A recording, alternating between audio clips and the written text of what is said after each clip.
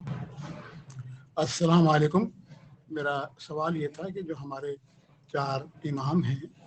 ہم کو چاروں کو فالو کرنا چاہیے یا کسی خاص ایک ہی کو؟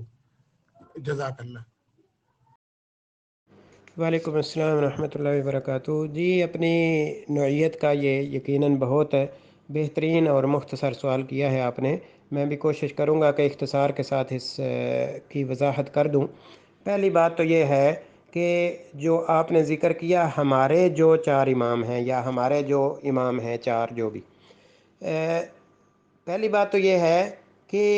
ان کو امام کس نے قرار دیا؟ امام کس نے قرار دیا؟ کیا انہوں نے یہ جو مشہور ائمہ ہیں، 4 سے تو ویسے زیادہ ہیں لیکن 4 مشہور ہو گئے ہیں، تو 4 اماموں میں سے کیا کسی نے اپنے ماننے والے کو یہ حکم دیا ہے کہ آپ مجھے امام مانیں؟ پہلی بات تو یہ ہے کہ کسی نے بھی اس کی رہنمائی نہیں کی کہ آپ مجھے امام مانیں۔ لیکن اگر امام، جیسا کہ ہم اپنے امام مسجد کو بھی امام کہتے ہیں، ٹھیک ہے، اسی طرح کسی بھی آگے چلنے والے کو، کسی بھی راہبر اور رہنما کو اصل میں امام کہتے ہیں۔ تو جیسا کہ آپ نے سوال کے اندر ذکر کیا کہ ان چاروں کو ہم نے فالو کرنا ہے یا چاروں میں سے کسی ایک کو، یا چاروں کو فالو کرنا ضروری ہے یا چاروں میں سے کسی ایک کو؟ پہلی بات تو یہ ہے کہ فالو کرنا، ہمیں دیکھنا چاہیے کہ فالو کرنے کا میننگ کیا ہے۔ فالو کرنا ہوتا ہے کسی کے پیچھے پیچھے چلنا، کسی کی بات ماننا، کسی کا کہنا ماننا، کسی کی کہی ہوئی بات کو ماننا، سارے جو ہے وہ اس کے اندر، یعنی الفاظ کے آگے پیچھے ہونے سے میننگ ایک ہی بنتا ہے کہ کسی کی اتباع کرنا، یا دوسرے لفظوں میں کہہ سکتے ہیں کہ کسی کی تقلید کرنا۔ تو اللہ تعالیٰ قرآن مجید میں فرماتے ہیں کہ قل اطیعوا اللہ والرسول، کہ اے نبی صلی اللہ علیہ وسلم ان سے کہہ دو کہ آپ اللہ تعالیٰ کی اطاعت کرو اور رسول اللہ صلی اللہ علیہ وسلم کی اطاعت کرو۔ ساتھ ہی اللہ تعالیٰ فرماتے ہیں فَإِن تَوَلَّوْا، اگر آپ نے ایسا نہ کیا،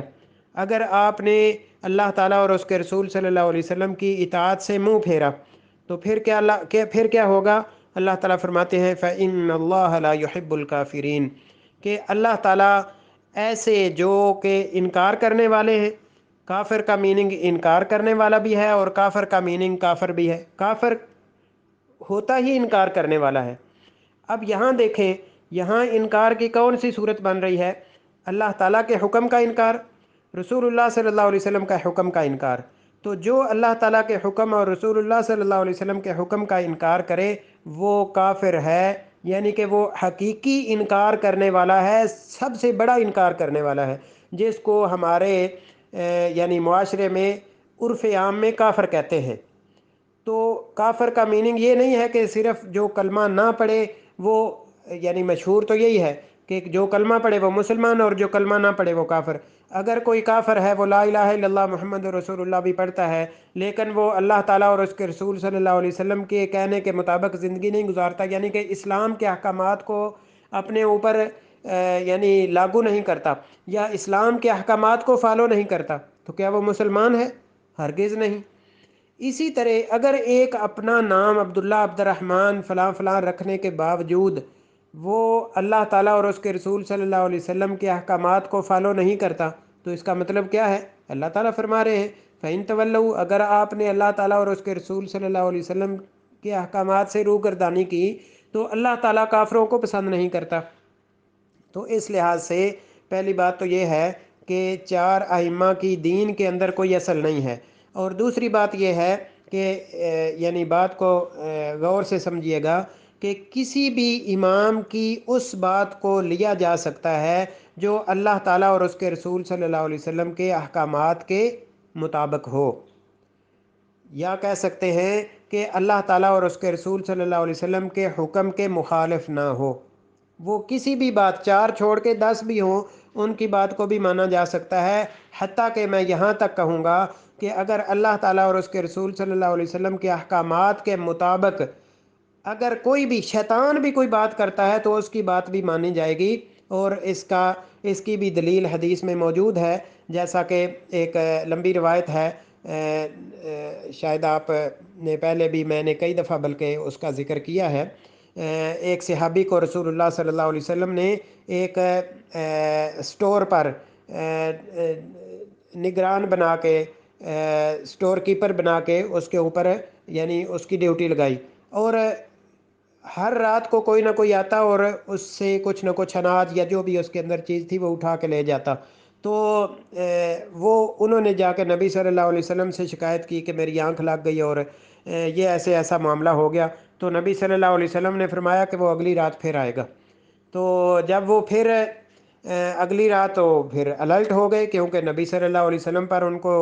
ظاہر ہے کہ یقین تھا۔ وہ پھر آیا اور اس نے صحابی نے پکڑ لیا، تو وہ شور واویلا کرنے لگا، فلاں فلاں میرے بچے بھوکے ہیں، میں ایسے ہے ویسے ہے۔ تو مختصر یہ ہے کہ آخر میں وہ کہتا ہے کہ میں آپ کو ایک نسخہ دیتا ہوں پر لیکن اس شرط سے کہ آپ مجھے یہاں سے غلہ اناج جو بھی ہے وہ اٹھانے دو۔ اب وہ پھنس گئے، وہ کہتے ہیں چلے ٹھیک ہے، آپ مجھے نسخہ بتاؤ کہ آئندہ سے میرے مال سے چوری نہیں ہوگی۔ اس نے یہ وعدہ کیا کہ آپ وہ میرے کہنے پر عمل کر لو گے تو آپ کے اناج کی آئندہ سے چوری نہیں ہوگی، لیکن اس شرط کے ساتھ میں وہ بتاؤں گا کہ آپ یعنی آج مجھے یہ غلہ اناج اٹھانے دو گے۔ اب وہ مجبور ہو کے کہنے لگے ٹھیک ہے، وہ مجھے نسخہ بتاؤ اور آج لے جاؤ۔ اور وہ لے کے گیا، اور جاتے جاتے یا جانے سے پہلے یا لینے سے پہلے جب بھی اس نے نسخہ بتایا کہ جب بھی آپ کو نیند آنے لگے، آپ اپنے اسٹور کے مال پر یا اسٹور کے دروازے پر یا جہاں بھی یعنی کہ آیت الکرسی پڑھ کے آپ پھونک مار لو تو آپ کی آئندہ سے چوری نہیں ہوگی۔ انہوں نے اس بات کو یعنی لے لیا اور اس کو مال اٹھانے دیا۔ تو وہی ماجرا جو ہے وہ صبح نبی صلی اللہ علیہ وسلم کے پاس لے کے گئے، تو سارا واقعہ نبی صلی اللہ علیہ وسلم کو سنانے کے بعد نبی صلی اللہ علیہ وسلم نے فرمایا کہ تھا تو شیطان لیکن سچ بول گیا۔ تو اس سے پتہ چلتا ہے کہ شیطان بھی اگر سچ بولے تو اس کی بات کو بھی ایکسیپٹ کیا جائے گا۔ تو اس لحاظ سے وہ چار امام تو بڑے یعنی اللہ کے برگزیدہ بندے تھے اور امت کے مصلح یعنی اصلاح کرنے والے تھے۔ تو اس لحاظ سے کسی بھی امام کی بات کو یا جو لوگ مشہور معروف نہیں ہیں معاشرے کے اندر، ان کی بھی اس بات کو جو اللہ تعالیٰ اور اس کے رسول صلی اللہ علیہ وسلم کے حکم کے مطابق ہو اس کو لیا جائے گا۔ کیوں لیا جائے گا؟ اس لیے کہ یہ اللہ تعالیٰ اور اس کے رسول صلی اللہ علیہ وسلم کی بات ہے۔ اس لیے نہیں لیا جائے گا کہ یہ فلاں صاحب فلاں بڑے فلاں بزرگ نے کہی ہے۔ اور کسی بھی بات کو، کسی کی بھی بات کو اس وقت رد کر دیا جائے گا جب وہ اللہ تعالیٰ اور اس کے رسول صلی اللہ علیہ وسلم کے حکم کے خلاف ہوگی۔ تو اس لحاظ سے ہمیں فالو کرنا ہے اللہ تعالیٰ اور اس کے رسول صلی اللہ علیہ وسلم کو، اور اللہ تعالیٰ اور اس کے رسول صلی اللہ علیہ وسلم کی تعلیمات کوئی بھی دے تو ظاہر ہے کہ ہم اللہ تعالیٰ اور اس کے رسول صلی اللہ علیہ وسلم کو بھی فالو کر رہے ہیں اور اس کو بھی کر رہے ہیں، وہ چاہے کوئی بھی ہو۔ اور اگر وہی شخص جو ایک معاملے میں اللہ تعالیٰ اور اس کے رسول صلی اللہ علیہ وسلم کے احکامات کے مطابق حکم دے رہا ہے تو آپ اس کو فالو کر رہے ہیں، لیکن آپ 100% اس کو فالو نہیں کر سکتے۔ کسی دوسرے مقام پر وہی شخص اگر آپ کو وہ پھسلاتا ہے تو پھر آپ نے فالو اللہ تعالیٰ اور اس کے رسول صلی اللہ علیہ وسلم کو کرنا ہے، جیسا کہ دوسرے مقام پر اللہ تعالیٰ فرماتے ہیں فَإِن تَنَازَعْتُمْ فِي شَيْءٍ فَرُدُّوهُ إِلَى اللَّهِ وَالرَّسُولِ إِن كُنتُمْ تُؤْمِنُونَ بِاللَّهِ وَالْيَوْمِ الْآخِرِ، کہ اگر تمہیں کسی چیز کے اندر تنازع ہو جائے، اختلاف ہو جائے، یعنی معاملہ گڑبڑ ہو جائے کہ یہ صحیح ہے یا غلط ہے،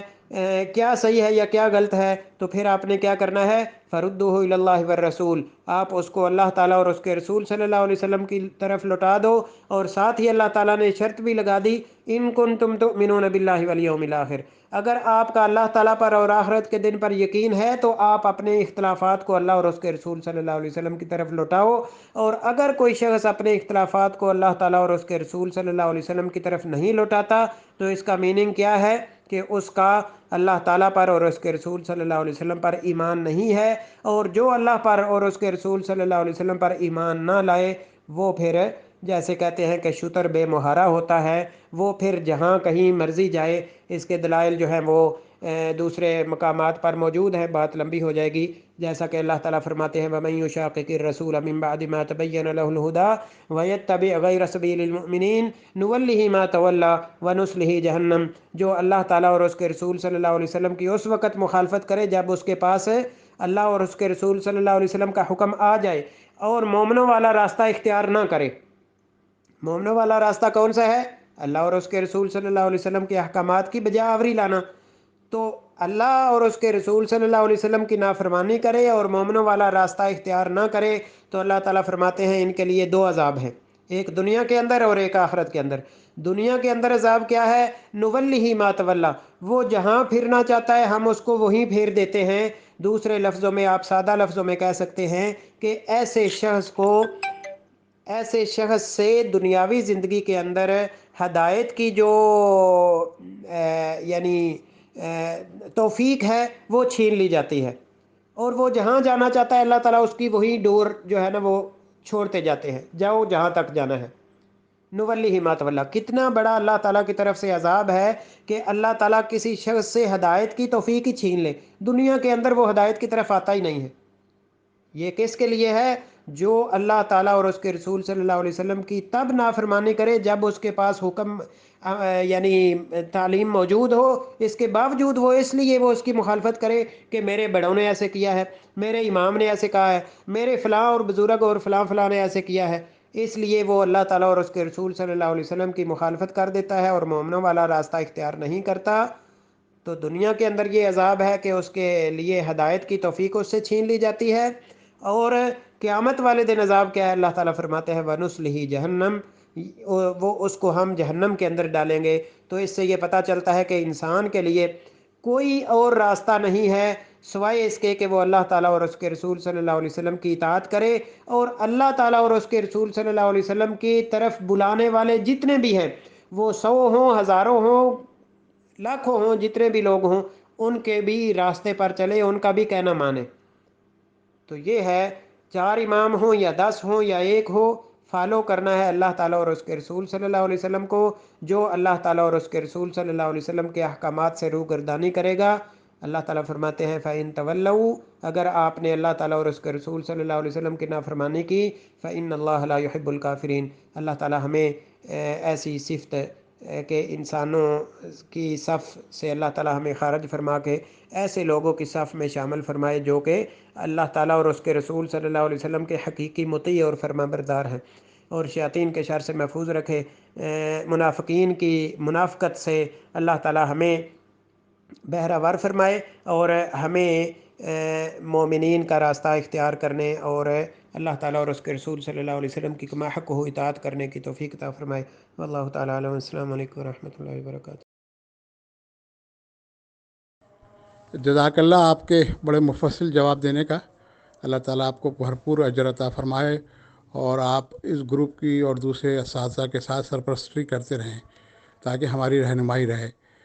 بس میں نے ایسے ہی پوچھ لیا تھا یہ سوال، کیونکہ اکثر دل میں خیال آتا ہے کہ لوگ دنیاوی فائدے کے لیے کبھی ایک امام کو فالو کر لیتے ہیں، کبھی دوسرے امام کی چیزوں کو لے لیتے ہیں، خاص طور پر طلاق کے معاملے کے اوپر، کیونکہ وہ 3 طلاقوں کے لیے ایک امام صاحب جو ہے زور دیتے ہیں، اور بعض لوگ الگ ہے اس موضوع پہ۔ بہرحال آپ کے جواب کا بہت بہت شکریہ۔